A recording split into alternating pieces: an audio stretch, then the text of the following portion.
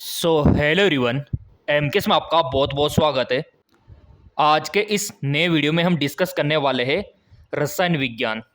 Chemistry से काफ़ी ज़्यादा इम्पोर्टेंट क्वेश्चन आपके बनते हैं और ये क्वेश्चन आपको डायरेक्ट आपके एग्ज़ाम में देखने को मिल जाएंगे, यानी कि एग्ज़ाम के पॉइंट ऑफ व्यू से काफ़ी इम्पोर्टेंट ये क्वेश्चन आपके रहने वाले हैं।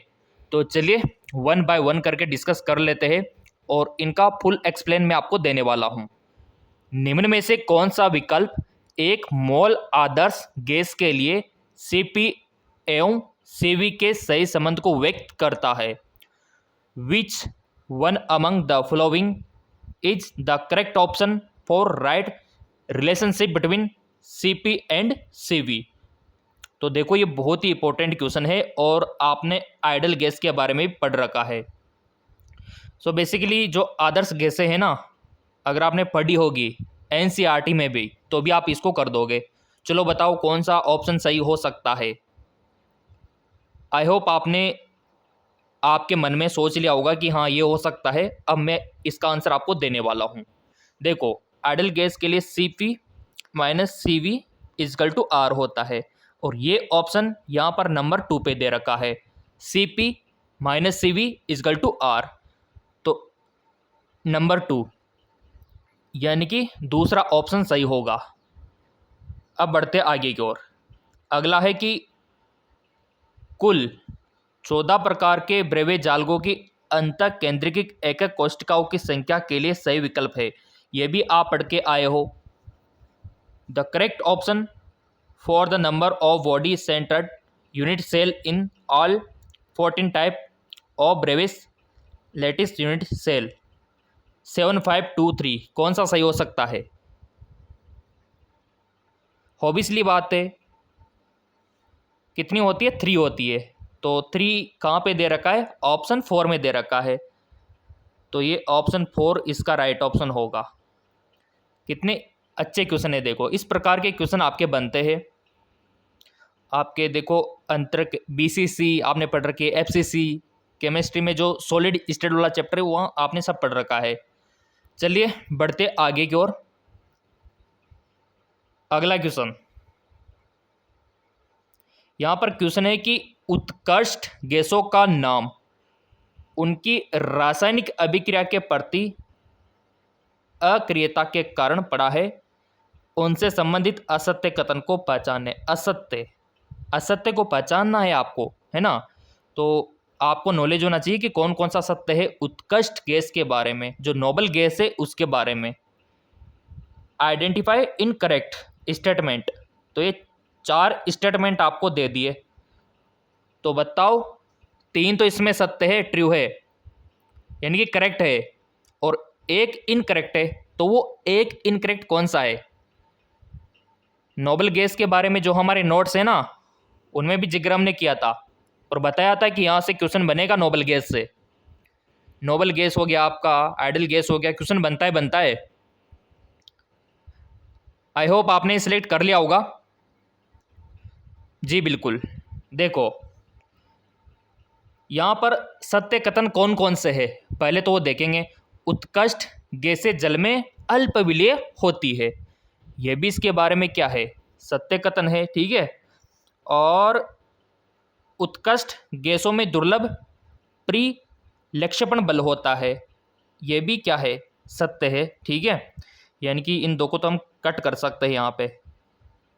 उत्कृष्ट गैसों के इलेक्ट्रॉन लब्धि एंथैल्पी का मान उच्च धनात्मक होता है, इनको भी कट कर सकते हैं हम। इंग्लिश में भी देख सकते हो, noble gas are sparingly soluble in water, इनको कट कर दो। थर्ड वाला भी कट कर दो, 4 वाला भी कट कर दो। बचा क्या? दूसरा वाला, उत्कृष्ट गैसों के गलनांक एवं क्वथनांक अति उच्च होते हैं, ये गलत बात है, ये असत्य है, ये इनकरेक्ट है। तो हमारा राइट ऑप्शन भी यही होगा, क्योंकि क्वेश्चन ने यही पूछा है ना, तो यही होगा, सिंपल। तो दूसरा यहाँ पर जो आपने पढ़ा कि noble guys have very high multiple and boiling point, ये गलत बात है। तो यही हमारा करेक्ट आंसर हो जाएगा। इस प्रकार के क्वेश्चन आपके बनते हैं, देखो। और वहाँ पर आपको होपलेस बिल्कुल नहीं होना, जल्दबाजी बिल्कुल नहीं करनी। आराम से सोच समझ के आंसर आपको देना है।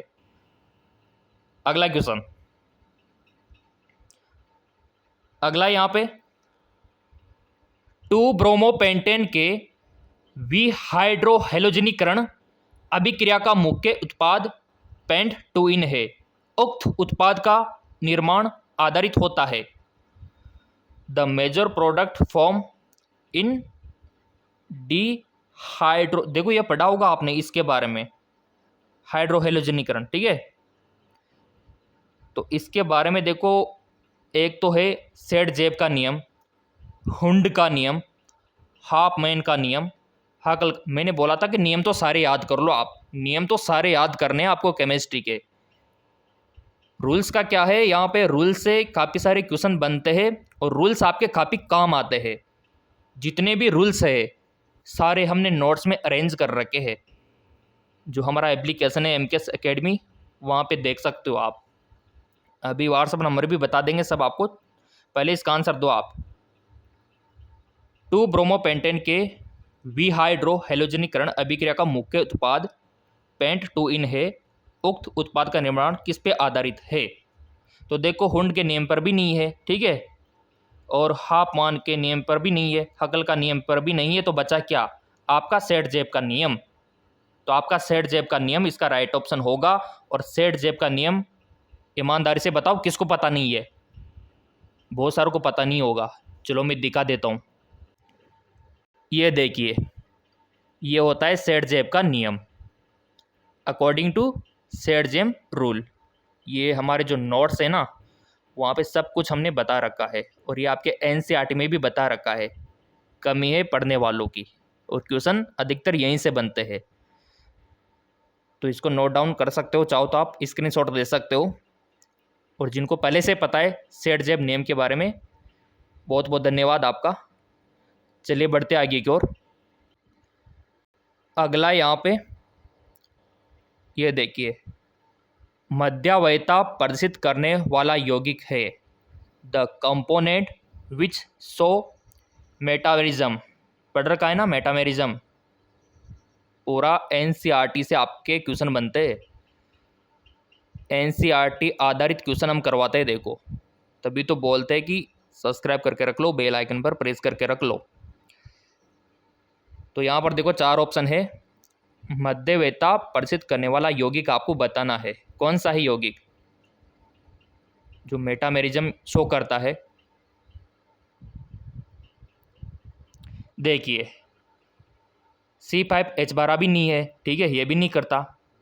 C3H8O ये भी नहीं करता। C3H6O ये भी नहीं करता।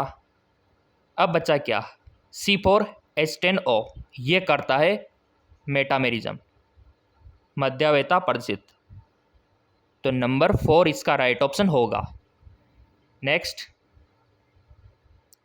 BF3 एक समतलीय एवं इलेक्ट्रॉन न्यून यौगिक है। केंद्रीय परमाणु का संकरण एवं उसके चारों ओर इलेक्ट्रॉनों की संख्या क्या होगी क्रमशः? BF3 is planar and electron deficient compound. Hybridization जो आपने संकरण पढ़ा होगा, and number of electron around the central atom relatively are.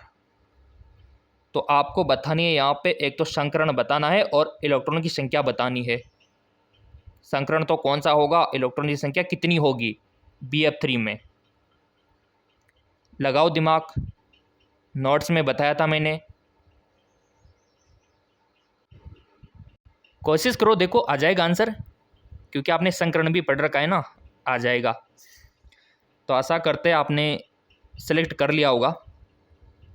हाँ, तो यहाँ पर देखो इसका होगा sp2, तो इसका संकरण होगा और इलेक्ट्रॉन की संख्या होगी यहाँ पे 6 होगी।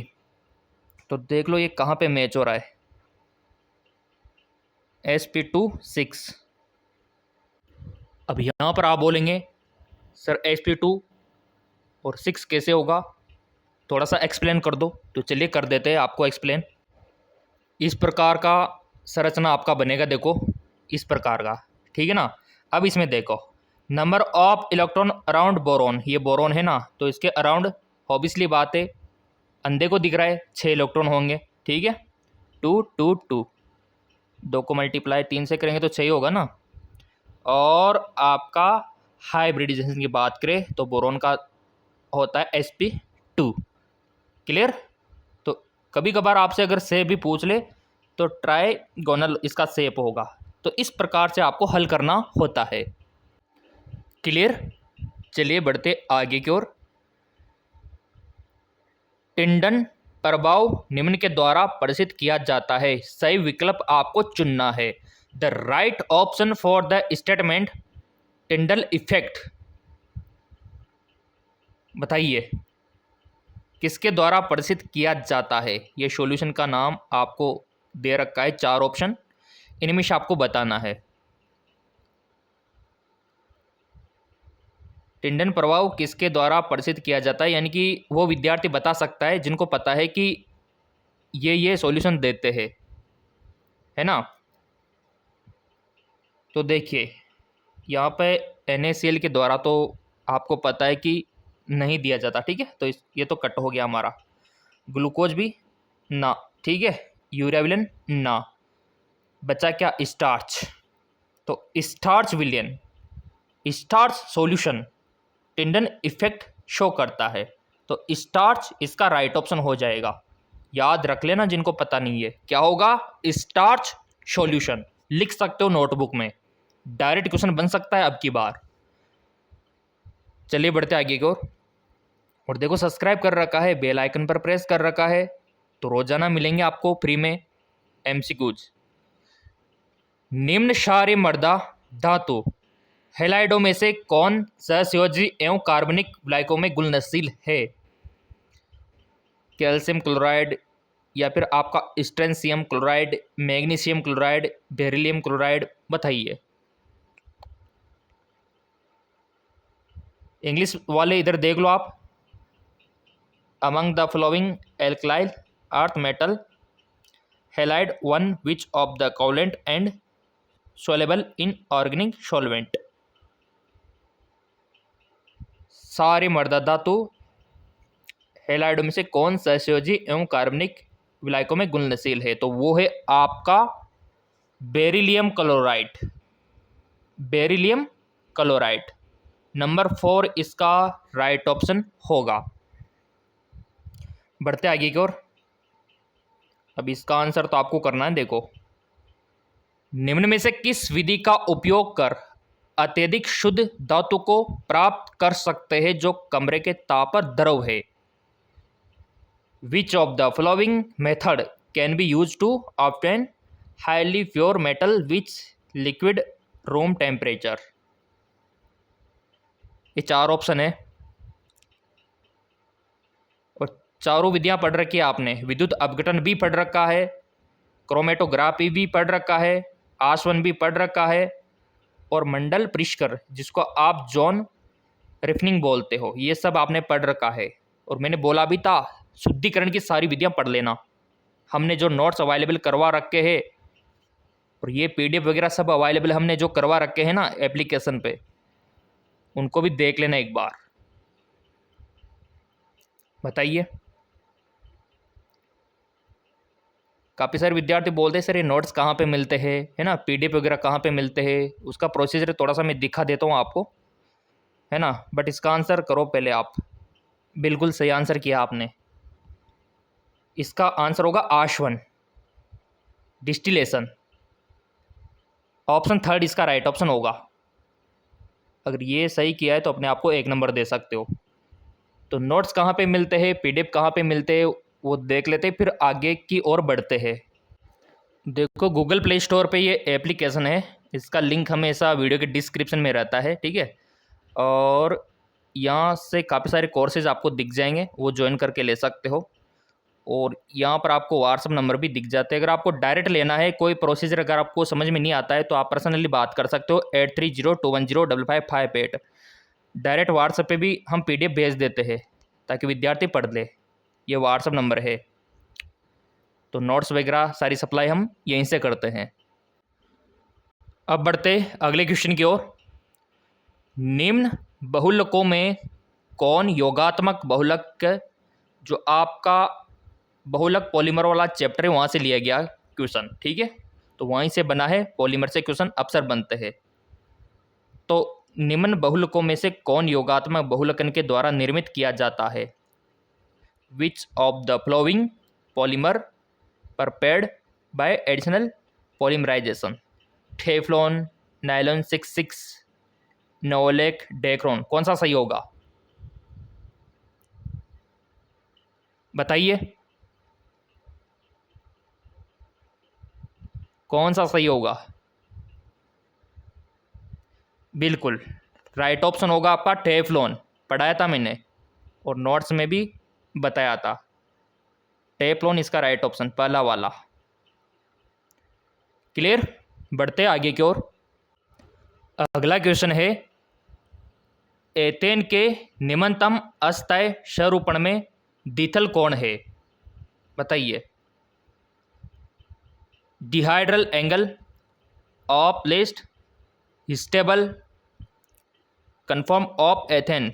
एथेन के निम्नतम अस्थायी स्वरूपण में दिथल कोण आपको बताना है। 120 डिग्री, 180, 60 डिग्री, 0 डिग्री, बताइए।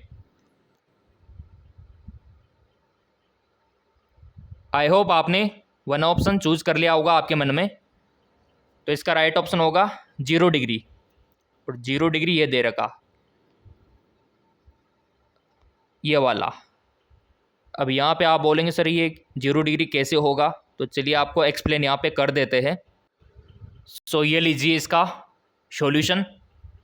देखिए, एथेन हैज टू कन्फॉर्मर, ठीक है, एक तो होता है आपका एक्लिप्स्ड, दूसरा स्टैंड। तो ये दोनों संरचना यहाँ पर देख सकते हो आप, एक्लिप्स्ड का भी देख सकते हो, दूसरे का भी देख सकते हो।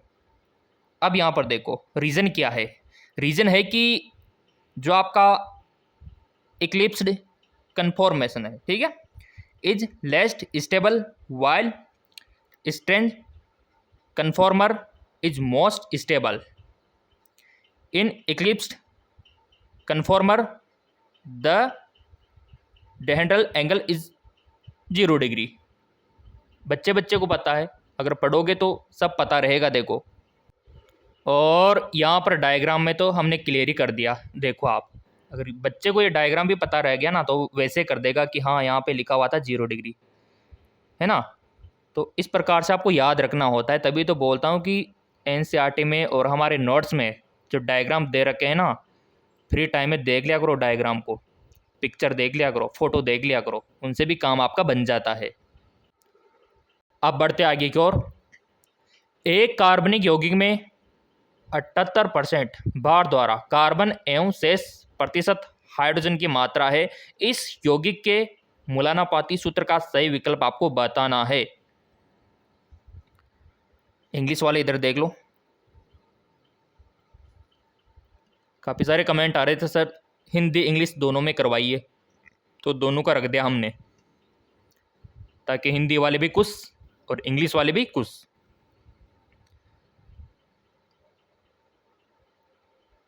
सही विकल्प इसका होगा CH3। बच्चे बच्चे को पता है CH3, क्योंकि इन्होंने यहीं पे क्लियर कर दिया ना, तो आपका CH3। तो कभी कभार देखो बहुत इजी क्वेश्चन भी आपको देखने को मिल जाते हैं। ऑप्शन थर्ड इसका राइट ऑप्शन होगा।